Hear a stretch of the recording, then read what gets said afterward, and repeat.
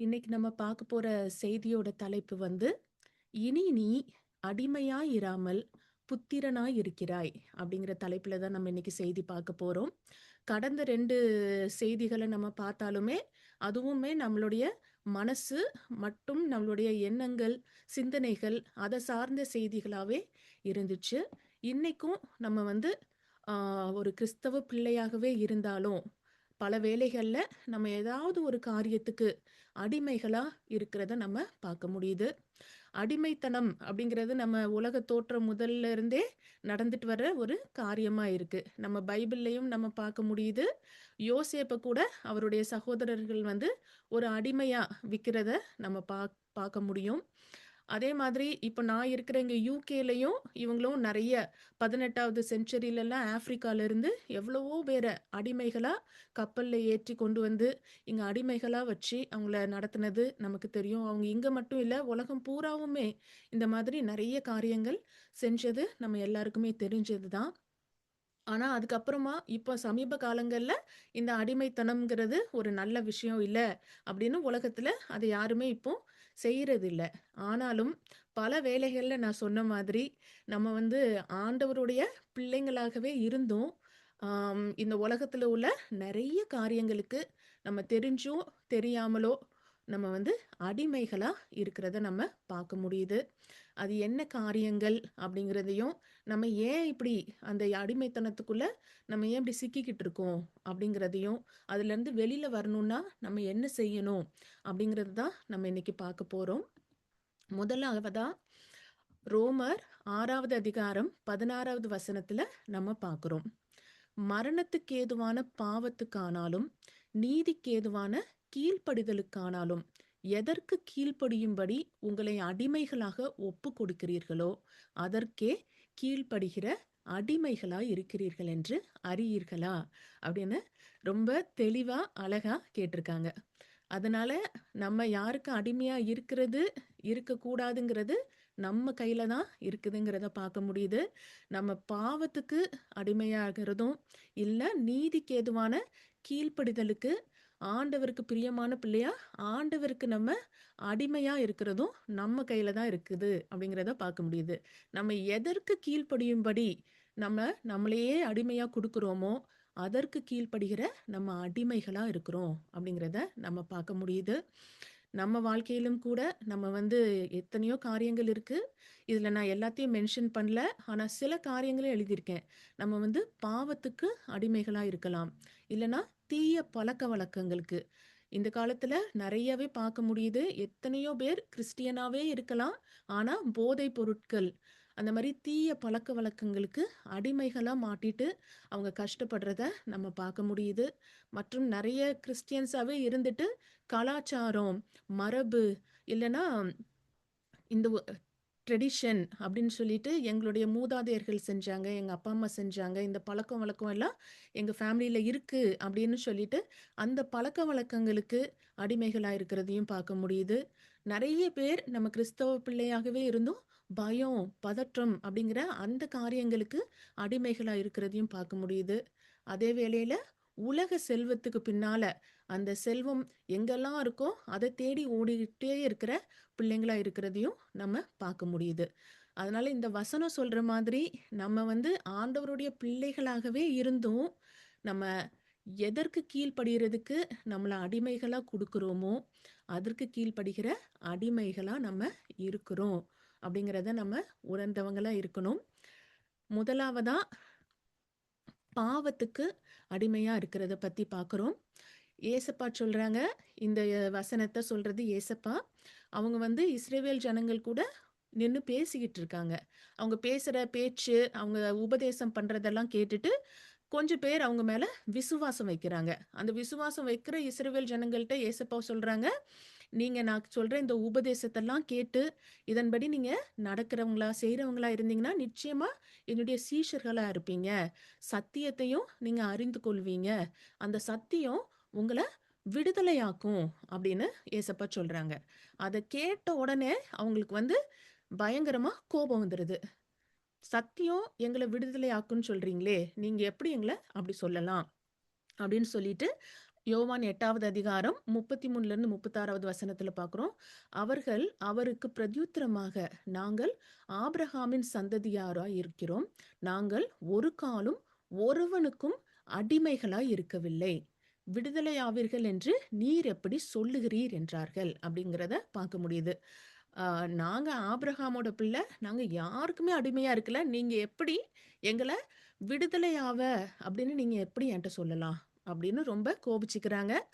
அதுக்கு ஏசப்பா சொல்றாங்க, அவர்களுக்கு பிரதியுத்தரமாக, பாவம் செய்கிற எவனும் பாவத்துக்கு அடிமையாய் இருக்கிறான் என்று மெய்யாகவே மெய்யாகவே உங்களுக்கு சொல்லுகிறேன். அடிமையானவன் என்றைக்கும் வீட்டிலே நிலைத்திரான். குமாரன் என்றைக்கும் நிலைத்திருக்கிறார். ஆகையால் குமாரன் உங்களை விடுதலையாக்கினால் மெய்யாகவே விடுதலையாவீர்கள். அப்படிங்கிற இந்த வசனத்தையும் ஏசப்பா தாமே நம்ம எல்லாருக்கும் கொடுத்திருக்காங்க. இத உலக பிரகாரமா நம்ம பார்த்தோம்னா, ஒரு பெரிய எஜமானன், அவரோட வீடு இருக்கு. அங்க ஒரு அடிமை இருக்கிறான் அப்படின்னா, அவன் வந்து எத்தன வருஷமா அவங்களுக்கு அடிமையா இருந்தாலுமே, அவன் அந்த வீட்டுக்கு சொந்தக்காரன் கிடையாது. அந்த வீட்ல அவன் நிலைச்சிருக்க முடியாது. அதே அந்த வீட்டோட குமாரன் தான் வந்து என்றைக்குமே அந்த வீட்ல நிலைச்சிருக்கிறவரா இருப்பாரு. அந்த குமாரன் மனசு வச்சு அந்த அடிமைய விடுதலை பண்ணுனா, அவருக்கு வந்து ஒரு ஃப்ரீடம் கிடைக்கும். அவர் விடுதலையாகி சுதந்திரமா வாழ்றதுக்கான அந்த விடுதலை அந்த குமாரனால கொடுக்க முடியும் அப்படின்னு உலக பிரகாரமா நம்ம இதை பார்க்க முடியும். அதே மாதிரி தான் ஏசப்பாவும் சிலுவையில நமக்காக மரிச்சு நம்ம பாவத்துக்கும் அதுக்கப்புறம் உலக பிரகாரமான எத்தனையோ காரியங்களுக்கு மரித்தவங்களா அதுக்கு அடிமைகளா இருந்த நம்ம ஒவ்வொருத்தரையும் அவங்க தாமே விடுதலை ஆல்ரெடி பண்ணிட்டாங்க. ஸோ அதனால அந்த குமாரன் நம்மளை விடுதலை பண்ணுனதுனால நம்ம எல்லாருமே மெய்யான விடுதலை உண்டானவங்களா தான் இருக்கிறோம் அப்படிங்கிறதையும் நம்ம இதுல இருந்து தெரிஞ்சுக்கணும். அதனால நம்ம பாவம் செய்கிற எவனுமே பாவத்துக்கு அடிமை அப்படிங்கிறத உணர்ந்தவங்களா இருக்கணும்.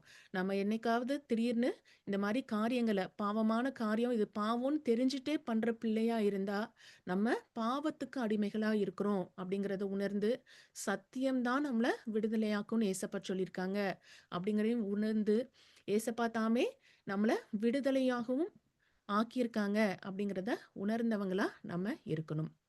அடுத்த காரியமும் நிறைய பேரு இந்த காலகட்டத்திலையும் நம்ம வந்து பழைய ஏற்பாடையும் புதிய ஏற்பாடையும் ரொம்பவே குழப்பிக் கொள்றோம். பழைய ஏற்பாட்டில் இருக்க நிறைய காரியங்களை நம்ம புதிய ஏற்பாடு பிள்ளைகளா நம்ம இருந்தாலும் ஏசப்பாவுக்கு அப்புறமா வந்த பிள்ளைங்களா நம்ம இருந்தாலும் பழைய ஏற்பாட்டுல இஸ்ரவேல் ஜனங்களுக்கு கொடுத்த நிறைய காரியங்களை நம்ம செய்யணும் அப்படின்னு நம்ம தவறுதலா புரிஞ்சுக்கிறோம். அது தேவையில்லை. அந்த நியாய பிரமாணத்துக்கு நம்ம அடிமைகள் இல்ல அப்படிங்கிறது தான் அடுத்தது. கலாத்தியர் 2வது அதிகாரம் 1வது வசனமும் 3 முதல் 5வது வசனமும். இது வந்து பவுல் சொல்றாங்க.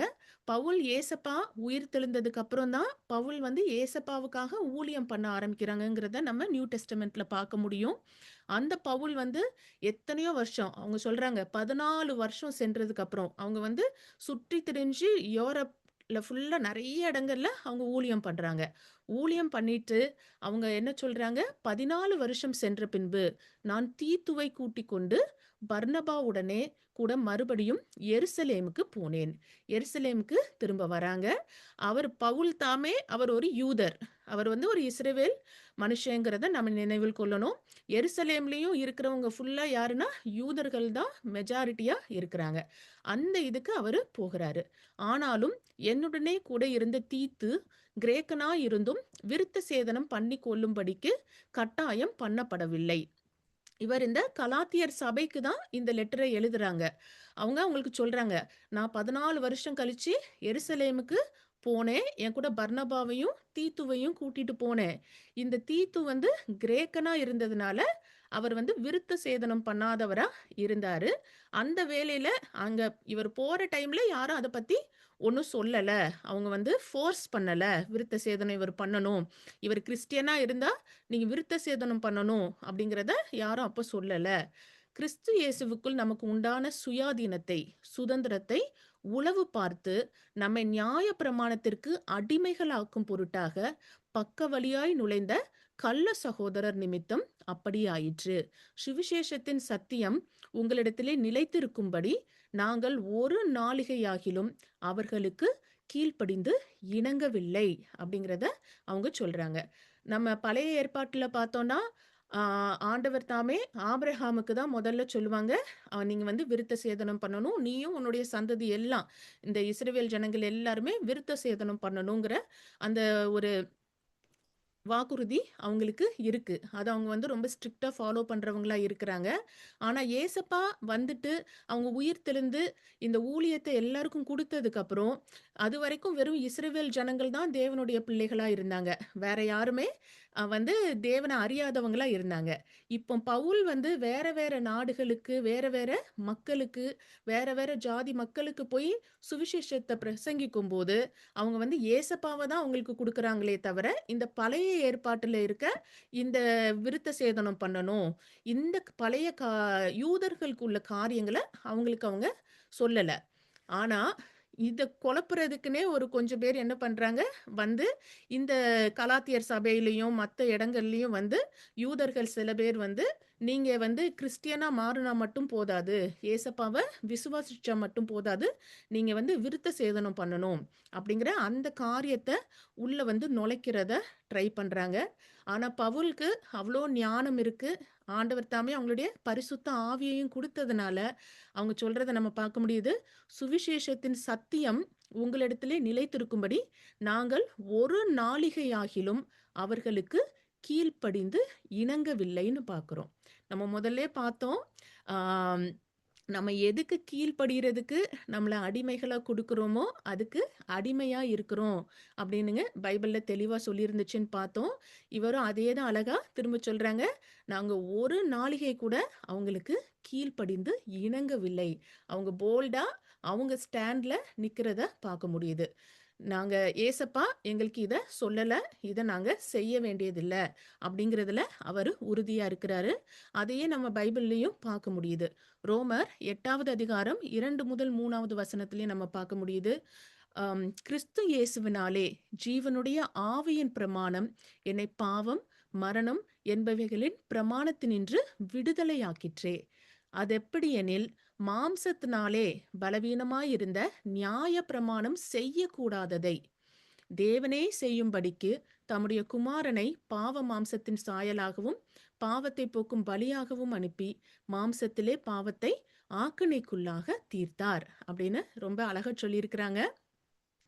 இந்த ஓல்ட் டெஸ்டமெண்ட்டும் அந்த நியாய பிரமாணங்கள் எல்லாமே பார்த்தோம்னா, நம்ம செய்யணும் அப்படிங்கிறது நெறையா இருக்கும். நம்ம ஒர்க்ஸ் பேஸ்டா இருக்கும். நீ இத செஞ்சா தான் நீ பரலோகத்துக்கு போக முடியும். நீ ரட்சிக்கப்பட முடியும் அப்படின்னு நம்ம செயல் பேஸ் பண்ணியே இருக்கும். ஆனா, ஏசப்பா வந்ததுக்கப்புறம் நம்ம செய்ய வேண்டியது எல்லாமே நம்ம அவங்க மேல விசுவாசம் வச்சா நம்ம ரட்சிக்கப்படுறோம் அப்படின்னு நம்ம பார்க்குறோம். அத தான் இவங்க ரொம்ப அழகா சொல்றாங்க. மாம்சத்தினால பலவீனமா இருந்த அந்த நியாயப்பிரமாணம் செய்யக்கூடாததை. ஏன்னா, எந்த ஒரு மனுஷனும் மனுஷனா பிறந்தவன் எவனுமே இந்த நியாயப்பிரமாணத்தோட எல்லா காரியங்களையும் செஞ்சு, அப்படியே ஒரு பெர்ஃபெக்ட் ஹியூமன் பீயிங்கா ஹெவனுக்கு போறது முடியாத காரியம் அப்படிங்கிறதுனால தான் ஆண்டவர் தாமே ஏசப்பாவ அனுப்புனாங்க. அதனால நம்ம திரும்ப பேக்வேர்ட் ரிவர்ஸ் அடிச்சு ஓல்ட் டெஸ்டமென்ட்க்கு போய் நான் இத செய்யணும், அத செய்யணும், அப்படி செய்யணும், அதெல்லாம் செஞ்சா தான் நான் ரட்சிக்கப்படுவேன். நான் அப்பதான் ஹெவனுக்கு முடியும்னு அந்த நியாயப்பிரமாணத்துக்கு நம்ம போகக்கூடாது அப்படிங்கிறத அவங்க அழகா சொல்றாங்க. ம மாம்சத்தினால பலவீனமா இருந்த அந்த நியாயப்பிரமாணம் செய்யக்கூடாததை தேவனே செய்யும்படிக்கு, ஆண்டவரே நமக்காக இவங்களால இது முடியாத காரியம் அப்படின்னு சொல்லி தேவனே செய்யும்படிக்கு தம்முடைய குமாரனை பாவ மாம்சத்தின் சாயலாகவும் அதுக்காக தான் ஏசப்பாவ ஒரு மனுஷனா இந்த பூமிக்கு அனுப்புனாங்க. பாவத்தை போக்கும் பலியாகவும் அனுப்பி மாம்சத்திலே பாவத்தை ஆக்கினைக்குள்ளாக தீர்த்தார். நமக்கு அகெயின்ஸ்டா இருந்த இவ இத செஞ்சா, அத செஞ்சா, அவ்ளோ பாவி, ரொம்ப மோசமானவ அப்படின்னு நமக்கு எதிரா இருந்த அந்த பாவத்த ஆக்கினைக்குள்ளாக தீர்த்தாங்க அப்படிங்கிறத நம்ம உணர்ந்தவங்களா இருக்கணும். அதனால பவுல் ஃபேஸ் பண்ண அதே இத இப்பவும் கூட 2000 வருஷம் கழிச்சு நம்மளும் பல வேளைகள்ல குழம்பி போயிடுறோம்.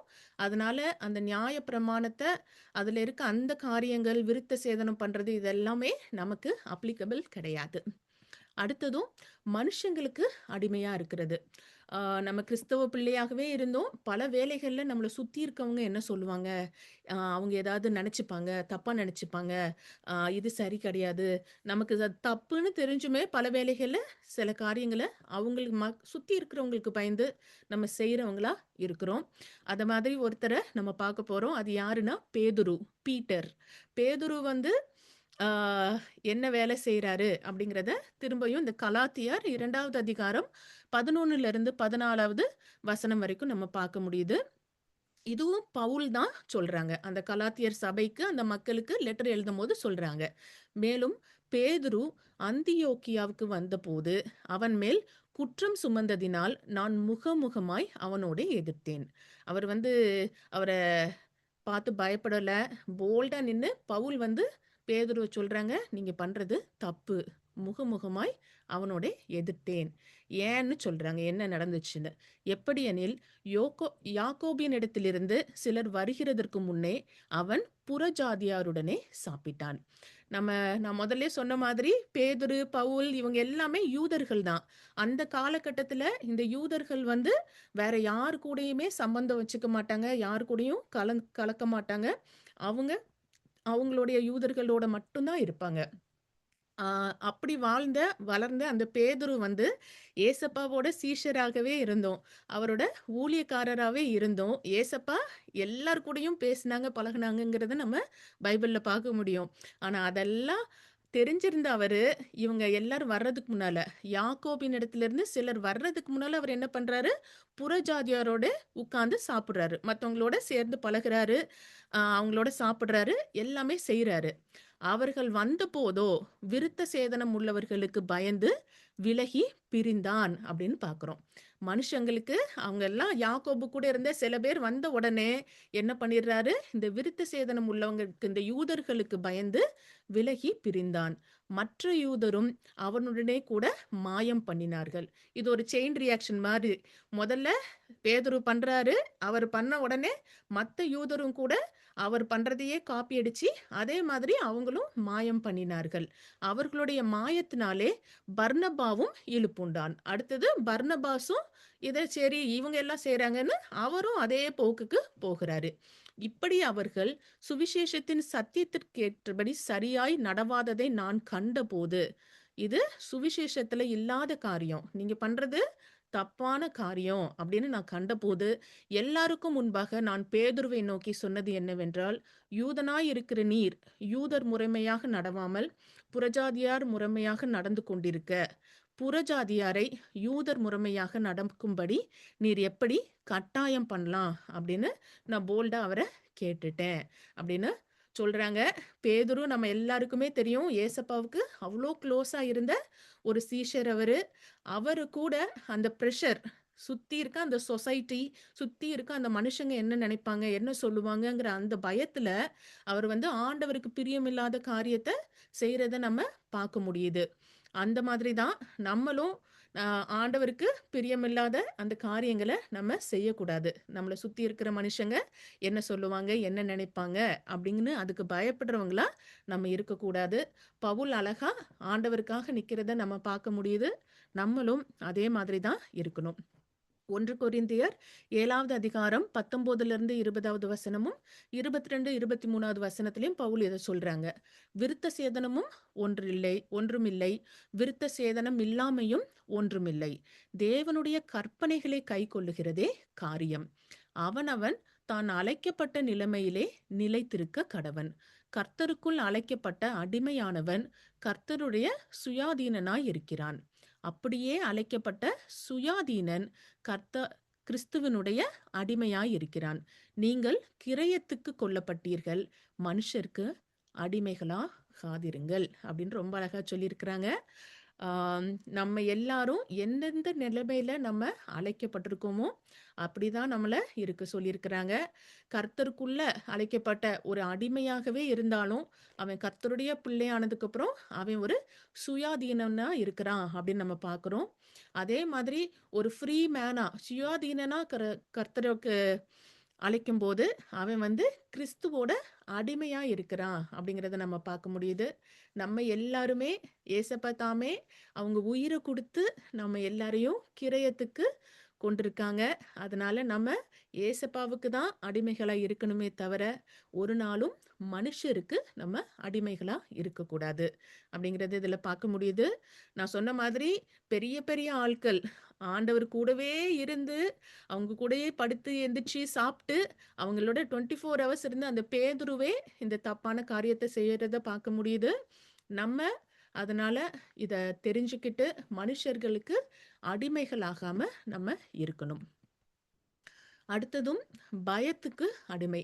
சில வேளைகள்ல ஆ இப்ப இந்த உலக பிரகாரமா நம்ம பார்க்குறோம்னா, நம்ம ஒரு பெரிய ராஜாவோட பிள்ளையா இருக்கிறோம் அப்டின்னா, ஒவ்வொருத்தரும் இமேஜின் பண்ணி பார்த்தோம்னா, நம்ம அப்பா ஒரு பெரிய ராஜா. அவங்களுக்கு எல்லா பவரும் இருக்கு. அவங்களுக்கு எல்லா செல்வாக்கும் இருக்கு. அப்டிங்கிற நெலைமையில நம்ம எதையுமே பார்த்து என்ன பண்ண மாட்டோம்? பயப்பட மாட்டோம் ஈஸில. எதுவா வந்தாலும் பார்த்துக்கலாம். எங்க அப்பா இருக்கிறாங்க. எதுவும் ஒண்ணும் பண்ணாது. எதுவும் என்ன டச் பண்ண முடியாது. ஏன்னா, எங்க அப்பா இருக்கிறாங்க. அவங்க அவ்வளோ ஒரு பவர்ஃபுல்லான ஆளு அப்படின்னு இந்த உலக பிரகாரமா நமக்கு ஒரு அப்படி ஒரு அப்பா இருந்தா, நம்ம என்ன சொல்லுவோம்? அந்த மாதிரி பேசுறவங்களா இருக்கிறோம். அதே மாதிரி தான் ஆண்டவர் வந்து இந்த உலகத்தையே படைச்ச அந்த ஆண்டவர அப்பா, பிதாவேன்னு கூப்பிடுற அந்த உரிமைய குடுத்து, நம்ம ஒவ்வொருத்தரையும் அவங்களுக்கு பிள்ளையா வச்சிருக்கிறாங்க. அதனால அந்த பரலோகத்துல இருக்க அந்த பிதாவுக்கு பிள்ளையா நம்ம இருக்கிறோம் அப்படிங்கிறத உணர்ந்தவங்களா நம்ம வந்து பயத்திற்கு அடிமைகளா இருக்கக்கூடாது. ரோமர் 8வது அதிகாரம் 14லிருந்து 17வது வசனத்திலையும் பார்க்கிறோம். மேலும் எவர்கள் தேவனுடைய ஆவியினாலே நடத்தப்படுகிறார்களோ, அவர்கள் தேவனுடைய புத்திரராய் இருக்கிறார்கள். இது ரொம்ப முக்கியமான காரியம். நம்ம எல்லாருக்குள்ளயுமே ஆவி, ஆத்மா, சரீரம் 3 கலந்தவங்களா நம்ம இருக்கிறோம். அந்த பரிசுத்த ஆவியினால நடத்தப்படுற பிள்ளையா இருந்தா மட்டுமே நம்ம தேவனுடைய புத்திரர்களா இருக்கிறோம் அப்படின்னு நம்ம பார்க்க முடியுது. நம்ம வந்து நம்மளுடைய மாம்சத்தினால வழி நடத்தப்படுறவங்களா இருந்தா, நம்ம தேவன தெரிந்து கொள்ளல அப்படின்னு இதே அதிகாரத்துல பார்க்க முடியும். அதனால தேவனுடைய ஆவியினால நடத்தப்படுற தேவனுடைய புத்திரர்களா நம்ம இருக்கிறோங்கிறத உணர்ந்தவங்களா இருக்கணும். அந்தபடி திரும்பவும் பயப்படுறதுக்கு நீங்கள் அடிமைத்தனத்தின் ஆவியை பெறாமல், அப்பா பிதாவே என்று கூப்பிட பண்ணுகிற புத்திர சுவிகாரத்தின் ஆவியை பெற்றீர்கள். நாம் தேவனுடைய பிள்ளைகளாய் இருக்கிறோம் என்று ஆவியானவர் தாமே நம்முடைய ஆவியுடனே கூட சாட்சி கொடுக்கிறார் அப்படின்னு சொல்லியிருக்காங்க. அதனால நம்ம எத பார்த்தோம் இந்த உலகத்துல எத்தனையோ விதமான காரியங்கள் நம்மள எதிர்த்து வரும். அந்த காரியங்கள பார்த்து நம்ம பயப்படக்கூடாது. அதே மாதிரி நான் இத செஞ்சா, இந்த தப்பு பண்ணிட்டா, அது பண்ணிட்டா, என்னுடைய ஆ ரட்சிப்ப நான் இழந்துருவேனோ! நான் பரலோகத்துக்கு போக மாட்டேனா? ஆண்டவர் கோவிச்சிருப்பாங்களா? அப்படிங்கிற அந்த பயமும் நமக்கு இருக்க தேவையில்ல. அதனால நம்ம திரும்ப திரும்ப அடிமைகள் தான் வந்து அப்போ எப்போ அவங்களுக்கு என்ன நடக்கும் அப்படின்னு தெரியாம ஒரு நிரந்தரம் இல்லாத ஒரு வாழ்க்கைய வாழ்ந்து ரொம்ப பயத்தோட இருப்பாங்க. நம்ம அந்த அடிமைத்தனத்தின் ஆவிய ஆண்டவர் நமக்கு குடுக்கவே இல்லன்னு சொல்றாங்க. திரும்பவும் பயப்படுகிறதற்கு நீங்கள் அடிமைத்தனத்தின் ஆவியை பெறாமல், அப்பா, பிதாவே என்று கூப்பிட பண்ணுகிற புத்திர சுவிகாரத்தின் ஆவியை தான் நம்ம பெற்றிருக்கிறோம்னு உணர்ந்தவங்களா நம்ம இருக்கணும். 2வது தீமோத்தேயு 1வது அதிகாரம் 7வது வசனத்திலயும் கூட பார்க்கிறோம். தேவன் நமக்கு பயமுள்ள ஆவியை கொடாமல், பலமும், அன்பும், ஒரு தெளிந்த புத்தியும் உள்ள ஆவியையே குடுத்திருக்காங்க அப்படின்னு நம்ம பார்க்க முடியுது. அதனால அந்த பயம்ங்கிறது நம்ம ஒரு கிறிஸ்தவ பிள்ளையா நம்ம வாயிலையோ, இல்ல நம்ம எண்ணத்திலேயோ வரவே கூடாது. ஏன்னா ஆண்டவர் நமக்கு பயமுள்ள ஆவிய குடுக்காம, ஒரு பலமும், அன்பும், தெளிந்த புத்தியும் உள்ள ஆவிய தான் நம்ம ஒவ்வொருத்தருக்குமே குடுத்திருக்காங்க. அடுத்ததும் நம்ம கடைசியா பார்க்குற காரியம், உலக பொருளுக்கு அடிமையா இருக்கிறது. ஆ இந்த உலகத்துல எத்தனையோ விதமான காரியங்கள் இருக்கு. அது எல்லாத்துக்கும் பல வேளைகள்ல நம்ம அடிமைகளா இருக்கிறோம். ஆ மத்தேயு 6வது அதிகாரம் 24வது வசனத்திலயும் பார்க்கிறோம். 2 எஜமான்களுக்கு ஊழியம் செய்ய ஒருவனாலும் கூடாது. ஒருவனை பகைத்து மற்றவனை சிநேகிப்பான். அல்லது ஒருவனை பற்றிக்கொண்டு மற்றவனை அசட்டை பண்ணுவான். தேவனுக்கும் உலக பொருளுக்கும் ஊழியம் செய்ய உங்களால் கூடாது அப்படின்னு இயேசப்பா ரொம்ப அழகா நமக்கு சொல்லியிருக்கிறாங்க. அதனால நம்ம நம்மளையே அறியாம பல வேளைகள்ல காசுக்கு பின்னால ஓடுறவங்களா, இல்லன்னா பொருள்களுக்கு பின்னால ஓடுறவங்களா, அதற்கு ஊழியம் செய்ற பிள்ளைங்களா நம்ம இருக்கக்கூடாது. அதுக்கு அடிமைப்பட நம்ம கூடாது. அப்படிங்கிறத இந்த வசனத்தின் மூலமா நம்ம தெரிஞ்சுக்கிட்டோம். இந்த மாதிரி நம்ம பார்த்த மாதிரி, நம்ம எதுக்கு நம்மள அடிமைகளா குடுக்குறோமோ, அதுக்கு அடிமைகளா இருக்கிறோம் அப்படிங்கிறத நம்ம பார்த்தோம். ஆனா அது தேவையில்ல அப்படிங்கிறதையும் நம்ம பார்த்தோம். ஏன் அப்படி இருக்கிறோம்? நம்ம ஏன் பல வேளைகள்ல அடிமைகளா ஏன் இருக்கிறோம்? அப்படிங்கிறத தான் அடுத்து பார்க்க போகிறோம். இந்த அடிமைத்தனத்தோட அந்த எண்ணம், இதெல்லாம் ஏன் வருது அப்படின்னு பார்த்தா, சிறு பிள்ளையா இருக்கும் காலமளவும் அடிமைகளாகவே நம்ம இருக்கிறோம்னு பார்க்க முடியுது. இந்த வசனத்த நம்ம வாசிச்சா நம்ம நல்லா புரிஞ்சுக்கலாம். கலாத்தியர் 4வது அதிகாரம் 1 முதல் 4வது வசனத்துல பார்க்கிறோம். பின்னும் நான் சொல்லுகிறதென்னவெனில், சுதந்திரவாளியானவன், அதாவது வாரிசானவன், எல்லாவற்றிற்கும் எஜமானாய் இருந்தும், அவன் சிறு பிள்ளையாய் இருக்கும் காலமளவும், அவனுக்கும் அடிமையானவனுக்கும் வித்தியாசம் இல்லை. தகப்பன் குறித்த காலம் வரைக்கும் அவன் காரியக்காரருக்கும், வீட்டு விசாரணைக்காரருக்கும் கீழ்ப்பட்டிருக்கிறான். அப்படின்னு நம்ம பார்க்க முடியுது. இந்த உலக பிரகாரமா நம்ம பார்க்கும்போது, ஒரு பெரிய ராஜ்யத்துக்கு ஒரு அதிபதியா இருக்கிறார்னா, அவருடைய பிள்ளை வந்து அது எல்லாத்துக்கும் வாரிசா இருந்தாலுமே, அந்த சின்ன பிள்ளையா அவன் இருக்கிற வரைக்கும், அவன் வந்து அவனுக்கும், அந்த அவங்க வீட்ல வேலை பார்க்குற அந்த அடிமையானவங்களுக்கும் ஒரு வித்தியாசமும் இருக்காது. அவன் வாரிசாகவே இருந்தாலும், அதுக்காக அவங்க அப்பா வந்து எல்லாத்தையும் அவன் கையில ஒரு சின்ன பிள்ளைகிட்ட குடுக்க மாட்டாங்க. அவன் என்ன செய்யணும்னாலும் அவங்க அப்பா கிட்ட கேட்டு தான் செய்ய முடியும். அவன் இஷ்டத்துக்குன்னு அவன் எதுவுமே செய்ய முடியாது. அவங்கள தான் டிபெண்ட் பண்ணியிருக்கணும். அவங்க கிட்ட தான் எல்லாம் கேட்டு, கேட்டு, கேட்டு செய்ய வேண்டியிருக்கும். அவனுக்குன்னு சுயமா ஸ் அ ஒரு ஃப்ரீயா செய்றதுக்கான எந்த ஒரு அதிகாரமும் அவன்கிட்ட இருக்காது. ஒரு பிள்ளை சின்ன பிள்ளையா இருக்கிற வரைக்கும், அதுதான் அவனுடைய நெலைமை அப்படிங்கிறத நம்ம பார்க்க முடியுது. உலக பிரகாரமாகவும் யாருமே அவங்க ராஜ்யத்தையோ, அவங்களுடைய ஆஸ்தி, அந்தஸ்துகளையோ எடுத்து ஒரு சின்ன பிள்ளைட்ட பொறுப்பா குடுக்க மாட்டாங்க. அதே மாதிரி தான் நம்மளும் ஆண்டவர பற்றி அறிகிற அந்த அறிவிலயும், ஞானத்திலயும் வளராம, நம்ம ஒரு பேபி கிறிஸ்டியனா இன்னமுமே எதுவுமே பைபிள்ல இருக்க அந்த அறிவுல வளராம, அந்த ஞானத்துல வளராம, நம்ம ஒரு பேபியாகவே இருக்கிற வரைக்கும், நம்மளும் இந்த உலக காரியங்களுக்கு நம்ம அடிமைகளாக தான் இருப்போம் அப்படிங்கிறத பார்க்க முடியுது. அப்படியே நாமும் சிறு பிள்ளைகளாய் இருந்த காலத்தில் இவ்வுலகத்தின் வழிபாடுகளுக்கு அடிமைப்பட்டவர்களாய் இருந்தோம் அப்படின்னு சொல்றாங்க. நம்மளும் சின்ன பிள்ளைங்களா விவரம் அறியாம, ஆண்டவருடைய வார்த்தையில வளராம, அந்த தெளிவு இல்லாத வரைக்கும் நம்ம இந்த உலகத்தோட வழிபாடுகளுக்கு அடிமைப்பட்டவர்களா இருந்தோம்.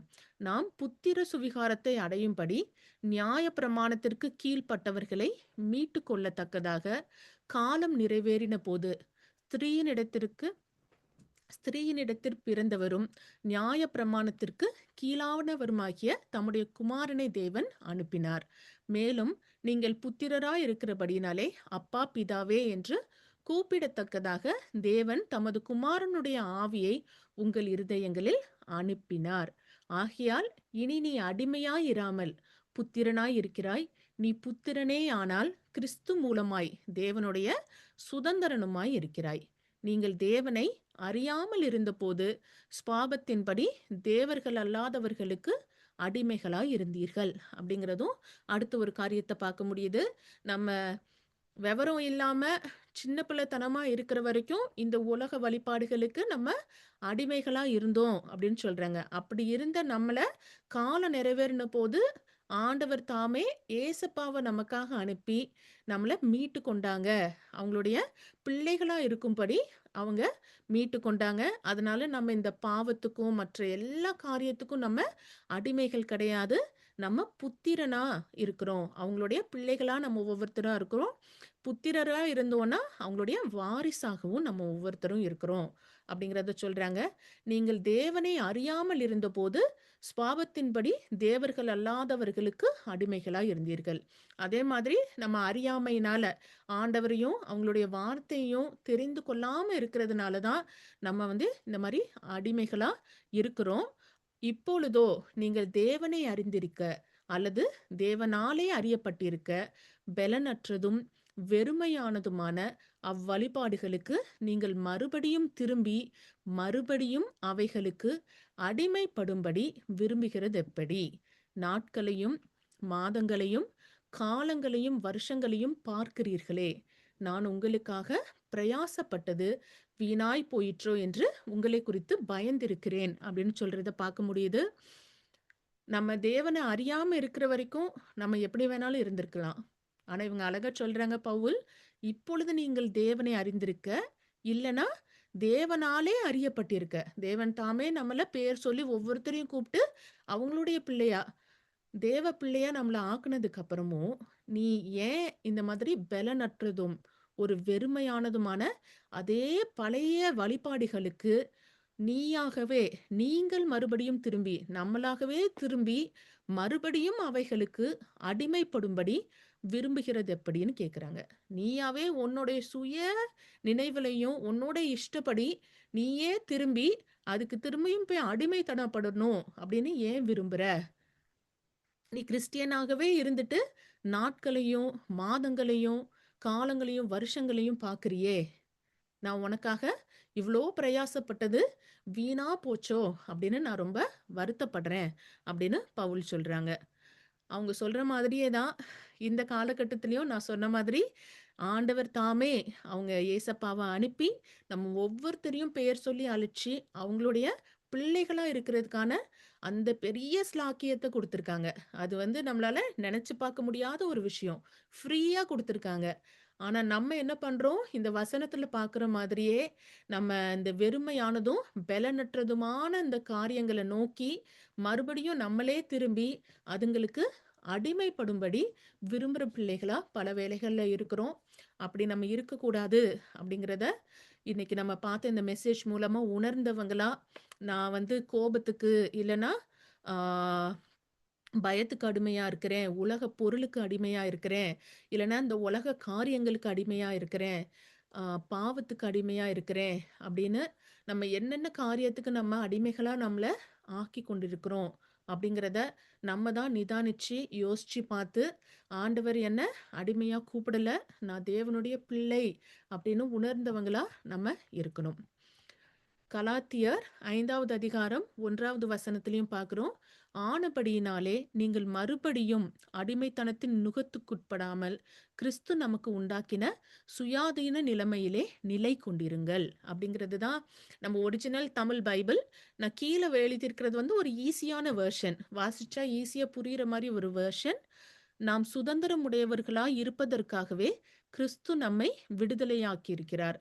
எனவே நீங்கள் உறுதியாய் நிலைத்திருங்கள். மீண்டும் நீங்கள் உங்களை அடிமைத்தன நுகத்தின் சுமைக்கு உட்படுத்தாதபடி காத்து கொள்ளுங்கள் அப்படின்னு நமக்கு சொல்லியிருக்கிறாங்க. அதனால நம்ம சுதந்திரமா இருக்கணும். ஏசப்பாவோட பிள்ளையா நம்ம வந்து ஃப்ரீயா இருக்கணும்னு தான் இது எல்லாமே நமக்காக பண்ணாங்க. அதனால நம்ம கையில தான் எல்லாமே இருக்கு. நம்ம உறுதியா நிலைச்சிருக்கணும். மீண்டும் போய் அதே அடிமைத்தனத்தோட நுகத்துக்குள்ள நம்ம உட்படாதபடி நம்மள நாமே காத்து கொள்ள வேண்டியது நம்ம ஒவ்வொருத்தருக்கும் தான் ஆண்டவர் தாமே அந்த பொறுப்பை கொடுத்துருக்காங்க. ஸோ முதல்ல இருந்து நம்ம ஒரு தடவை இம்பார்ட்டன்ட் பாயிண்ட்ஸை மட்டும் பார்த்துடலாம்.